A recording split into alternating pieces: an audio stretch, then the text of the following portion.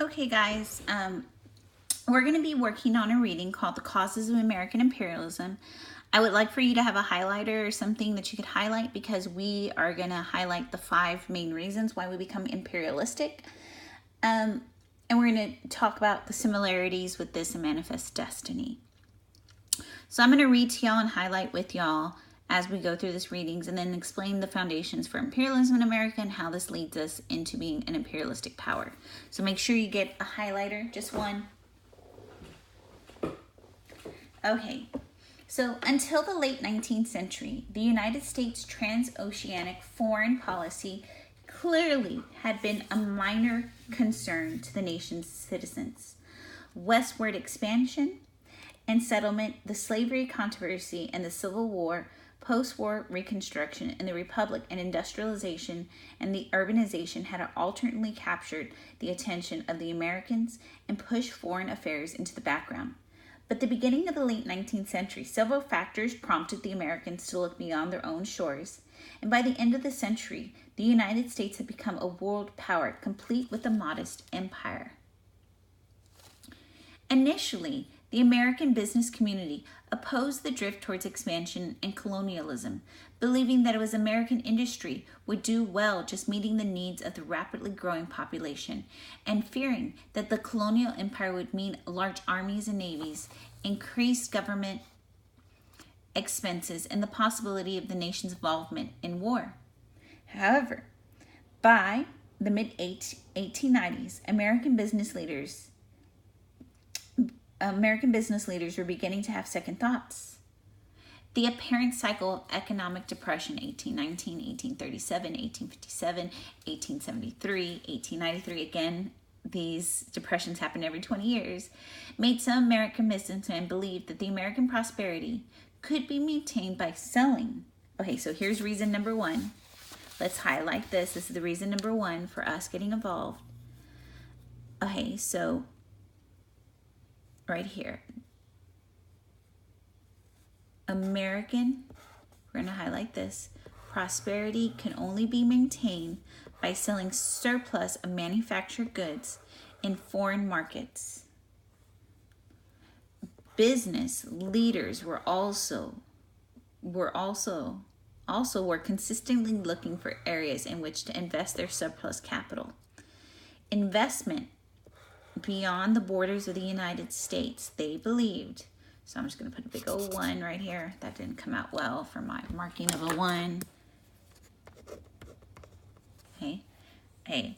So they believed investments beyond the borders of the United States, they believed, let's go back up here, would be more secure if the American government would act to stabilize the areas which they invested. So, okay, now we have businesses. They're realizing that they want to sell their surplus capital. They are looking for new areas to invest their capital in. And they believe that the federal government needs to go out there and stabilize these areas. So that's our first reason for imperialism. In 1895, the newly organized National Associations for Manufacturers sounded both of these chords at its convention, where the keynote speaker was soon to be President William McKinley of Ohio, with a decided expansionist leanings. Yet it would be wrong to see the American expansionism and colonialism strictly as a scheme to better the nation's industrial and commercial interests. A number of other intellectual currents dovetailed with the American commercial interest to create a powerful and popular urge towards imperialism. For example, okay, this is what we're highlighting. Those who advocated growth, especially of a large steam-powered navy, saw in American expansionism a perfect justification for their position. So I'm going to mark this as number 2. This is the second reason some people want to expand our military. Their interests were represented by increasing influential lobbies in Washington, especially an important, you're going to have to know this guy, Captain Alfred Thayer Mahan, whose book, The Influence of Sea Power, which we're going to have to know, so I'm just highlighting some stuff in a different color. The Influence of Sea Power upon History argued persuasively that the national self-preservation depended on international trade protected by a large and powerful navy with refueling and coaling stations. So this guy has the idea that we need to have a powerful navy and they need to have places to stop to get coal. Two of Mahon's disciples, Theodore Roosevelt and Henry Cabot Lodge, eventually achieved positions whereby they could put Mahon's philosophy as work, Roosevelt as president, and Lodge as a powerful U.S. senator from Massachusetts. Now we're going to go to this side. Another current influencing American expansion was the dramatic increase in religious missionary zeal. So I'm going to highlight religious missionary zeal. This is my third reason. My highlighter's not doing a good job, but religious missionary zeal. In the late 19th century, working through both individual denominations and powerful congressional lobbies, missionaries argued that it was their duty. So this is what missionary zeal is. It is their duty to Christianize the world. The United States Methodist, Baptist, Presbyterians, Congregationalists were especially active in giving money and attention to the denominational missionary boards as well as to those who went out to convert the heathen. In a large part, these missionaries were selfless, committed men and women. Some, however, attempted to westernize as well as Christianize their flocks. Okay, so I'm going to highlight this. They're trying to Christianize their flocks. Often, when they're doing this, they degenerate and destroy indigenous cultures and traditions, even as they brought modern health and educational institutions with them. So yes, they're going overseas and they're doing stuff, but we're going to see that this is at the expense of the indigenous cultures. They all argued for U.S. government to protect the missionaries more actively and open up other areas around the world to missionary work. So not only are business asking for the government to be more engaged in foreign affairs, but we also see missionaries asking the government. Accompanying this religious zeal were two other strains that in some ways were contradictory, but both justified American expansionism. The first was social Darwinism. Okay, so we've seen this before, so I'm going to put, this is reason number 4. Sorry, guys, that was not an earthquake. That was just me hitting my camera. Okay, social Darwinism. An application of Charles Darwin's theories of biological evolution to human affairs. Social Darwinists taught that peoples, like species, were engaged in a life or death struggle to determine the survival of the fittest. So we've seen this before in the Gilded Age, right? So I'm just highlighting what it means. Those classes or nations that emerged, let's go to this side, triumphant in the struggle, were considered to be the best suited to carry out the evolution of human race. Therefore, so let's highlight this, the subjugation of weak peoples by strong ones was not only in accordance with the laws of nature, but bound by the result of a more highly civilized world as well. So here's the justification. Those nations that are stronger have the right to take over those that are weaker. Most celebrated amongst the social Darwinists was an Englishman named Herbert Spencer, which we read about earlier in the Gilded Age, a diminutive and eccentric man who became a worldwide celebrity through his writings. I'm not going to read what's in the little parentheses. We're just going to go to the next paragraph. Although Spencer himself disapproved of imperialism, it is easy to see how his writings could be used as justification for empire building. Not only in the United States, but in the Western Europe as well, which at this time was furiously engaged in imperialistic adventures, which y'all all studied last year. They're busy in Africa and China and Asia. One reflection of this intellectual strain was the social Darwinist was reflected in the writings of an American author named Josiah Strong. So we need to know this guy. Predicted in our country its possible future and its present country is 1885. The race of unequal energy will spread itself over the earth. If I read not amiss, the powerful race will move down upon Mexico, down upon Central and South America, out upon the islands of the sea, over Africa and beyond. And can anyone doubt the result of the competition of the races will be the survival of the fittest? Paralleling this notion of struggle of the survival of the fittest and the unfit, a doctrine with strong racist overtones was the concept of white man's burden. Y'all probably read this last year. There was a little poem y'all had in a world history, but this is reason number 5, white man's burden. This concept held that it was the duty of the fittest not so much to destroy the unfit, but as to civilize them. So this is reason number 5. White people, according to this view, had the responsibility to educate the rest of the world to the norms of Western society. As racist as social Darwinism, the belief that white men's burden downplayed the idea of a struggle of survival between the people and emphasized the humanitarian notion of bringing the benefits of civilization to the uncivilized. Using this argument, many of the West justified imperialism as an obligation, a sacrifice that God had charged the fittest to make. Although this doctrine differs in tones from that of social Darwinism, one might see its practical results might well be the same. Sorry, guys. All of these ideological impulses, economic from our businessmen, military that we needed coaling stations and navy, religious that we needed to bring them Christianity, scientific with social Darwinism, and white man's burden paternalistic, resulted in one common assumption that the world was the great competitive battlefield and that those nations that did not grow and expand would wither and die. Indeed, this growth mania or fascination with growth and the measurement of growth was perhaps the most powerful intellectual strain of all of American society. For those who had accepted such an assumption, the world was a dangerous competitive jungle in which individuals, races, religions, and nations, corporations, and cities struggled for domination. Those that grew would continue to exist, and those would not grow would die. Sorry, guys. The convergence of these intellectual strains in the late 19th century prompted the Americans to view the outside world as an area into which the United States influence should expand. These expansionist strains was not entirely a new phenomenon. It had been almost a regular feature of American life since the nation's beginning. Yet, except for the purchase of Alaska, this was the first time. Okay, so this is a big difference that we need to know. We've been doing this stuff. We've been expanding west. Even when we talk about our nation's history, when we expanded west, we did so for resources. We brought in a military to conquer the Native Americans. We use religion and scientific reasons to do this with the Native Americans. We've been doing this entirety through westward expansion. But the main difference with imperialism is this was the first time that large number of Americans seemed to favor the extension of the U.S. influence into areas that would not be settled subsequently by Americans and would not eventually become states of the Union.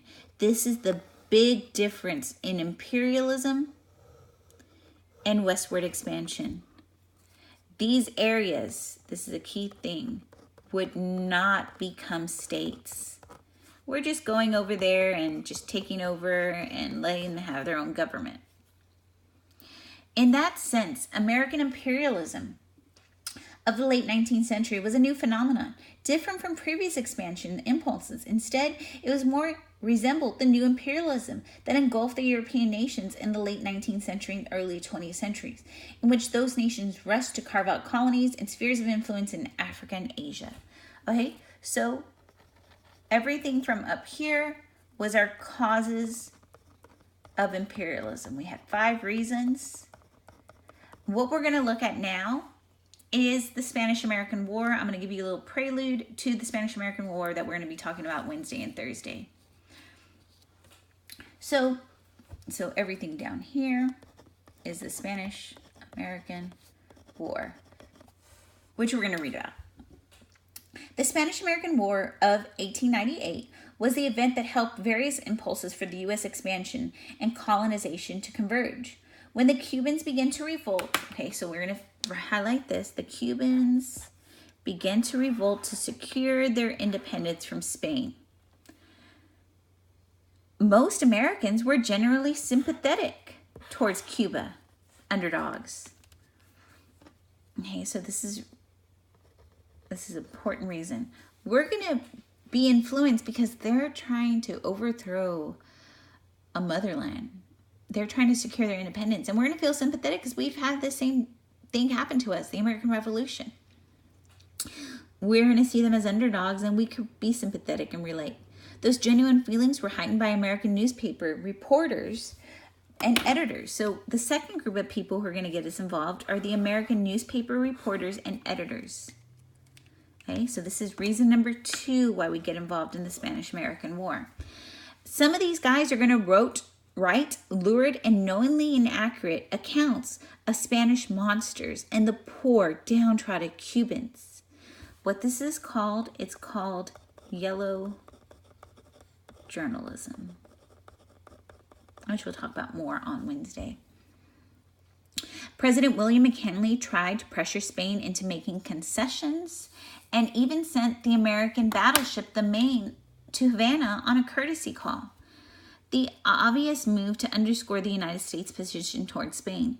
I'm going to highlight the Maine right here, sent to Havana on a courtesy call, but on February 15th, 1898, the Maine blew up in Havana Harbor. Okay, whoa. Anytime in U.S. history that a boat gets blown up, we are going to be drawn into a war. World War I with the Lusitania, World War II with Pearl Harbor, Vietnam, and the Gulf of Tonkin with the USS Maddox. We look back at the War of 1812, impressment. Okay, so reason number 3. So although we had not known as a result of a 1976 study, the explosion of the Maine was an internal one, most surely a result of an accident that happened in the magazine rack. At this time, many Americans were fired up by the press that they were convinced that the Spanish had been responsible. Yet a war with Spain did not come immediately, and in the opinion of some was not inevitable, even after the Maine incident. However, on April 11, 1898, after 2 months of demands, negotiations, and arguments, in which sometimes appeared the war might be avoided, McKinley asked Congress for authorization to intervene in Cuba. In the name of humanity and civilization, on April 20th, Congress granted authorization and the Spanish-American War began. We're going to talk about some other reasons that it occurs. We see that we have investments in Cuba with our sugar businessmen there. And then we're going to talk about the Butcher-Wilder camps when we see that on Wednesday. So if the Spanish-American War had not begun in an imperialistic venture, the convergence of economic, military, religious, and racist impulses mentioned previously had weak condition of Spain gave American leaders the opportunity to use the war and victory for expansionist purposes. Once the United States had achieved a comparatively bloodless victory against the nearly impotent Spain, a general debate over whether the United States should demand from Spain to surrender its colonial empire in the Jules War, Cuba, and the Philippine Islands. Although President McKinley admitted that he had to consult a globe to find out where the Philippine Islands were, he was never in doubt that they, so we finished that, let's go over, should become a part of the new American empire. McKinley thus pressured the Spanish to include the surrender of their empire in the peace treaty signed, so we will need to know this peace treaty later, December 10th. And this treaty will be submitted. After a brisk debate, we're going to find this treaty later. After a brisk debate, which opponents of the acquisition charged that acquiring the colonies went against American history and morality, that acquiring the Philippines would embroil the United States in future wars, and that the Filipinos would be able to migrate to the United States, where they would compete with American labor. On February 6, 1899, the Senate ratified the treaty in a vote of 57 to 27, just one more than 2/3 necessary for the ratifying treaty.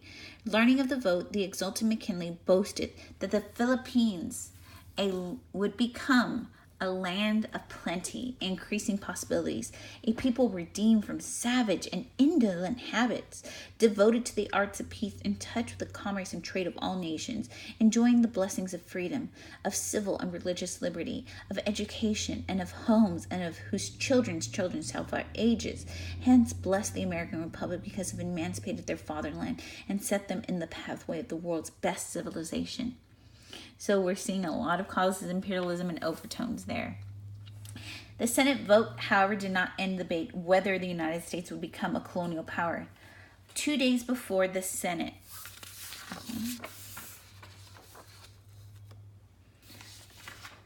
vote, voted, fighting broke out between the U.S. and Filipinos under Emilio Aguinaldo, who had helped the American soldiers overthrow the Spanish and who expected the United States to grant the Philippines immediate independence. Before the United States broke Aguinaldo's insurrection, approximately 125,000 American troops served in the Philippines.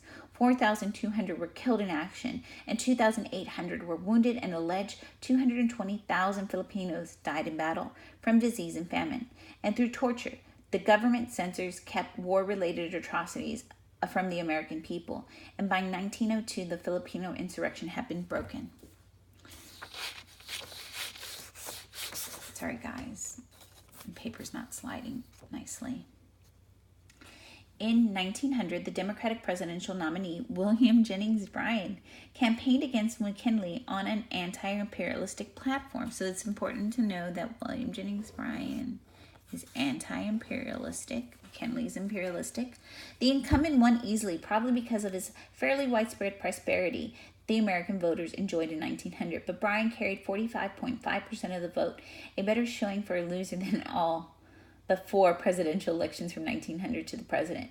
By the time of the St. Louis Exposition opened in 1904, the anti-imperialistic rhetoric had lost much of its appeal, but the issue was far from dead. Okay, so we have an anti-imperialist league. This is where I'm going to leave it because we're not going to read about the St. Louis Exposition and the Philippine Reservation. But this is all just a prelude to what we will be doing with the Spanish-American War on Wednesday.